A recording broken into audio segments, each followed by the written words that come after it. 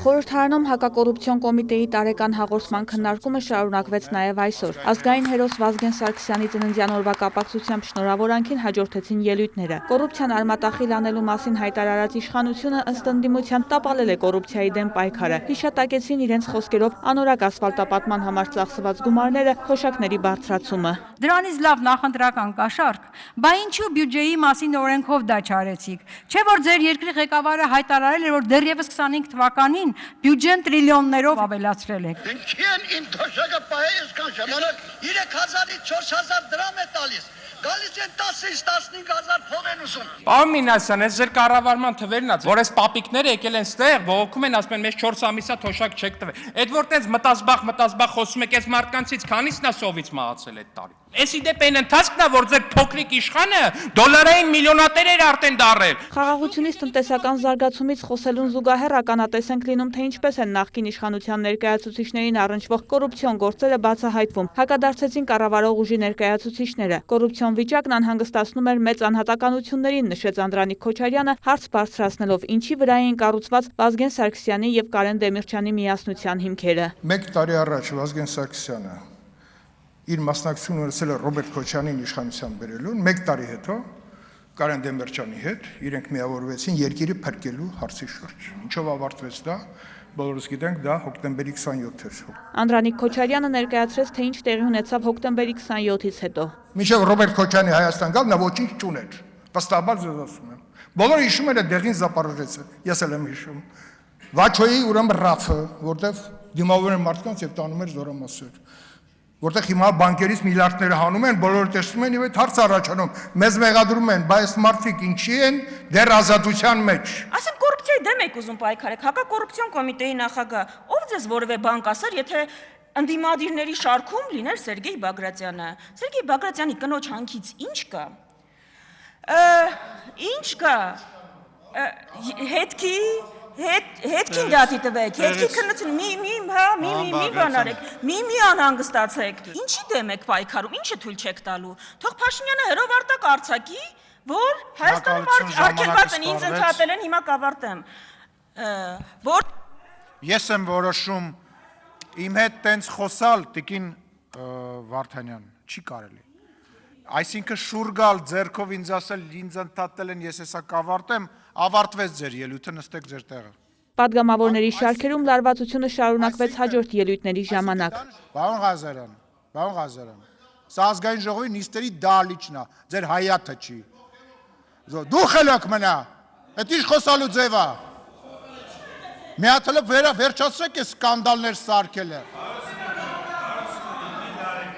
Ուրեմն ձեր խմբակցությունը կարգի հրավիրեք։ Պարոն Ղազարյանը իրան իրավունք է վերապահում,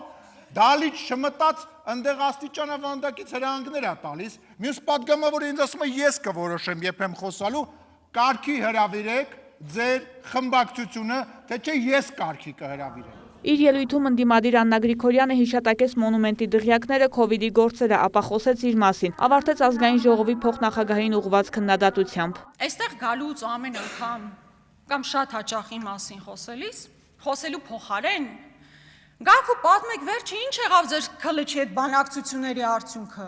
Լավ պայմանավորվել եք, որ սահման պետքա բացեք երրորդ երկրների ներկայացուցիչների համար, դիվանագիտական անձնակիր ունեցող մարդկանց համար։ Ինչ եղավ։ Դուք դրանից խոսեք։ Վրացեք ասեք շեֆի տղա։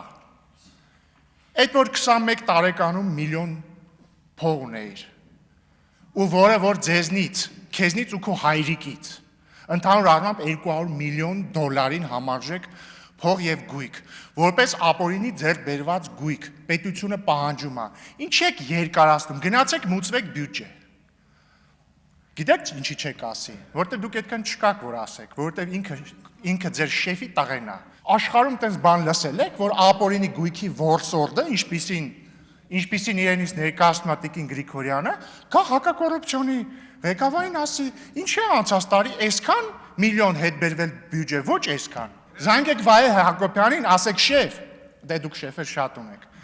շեֆեր որոնց գցել եք, ասեք շեֆ, ինչ ես թռած, ինչի ես թռած, մի ընդհատեք ինձ,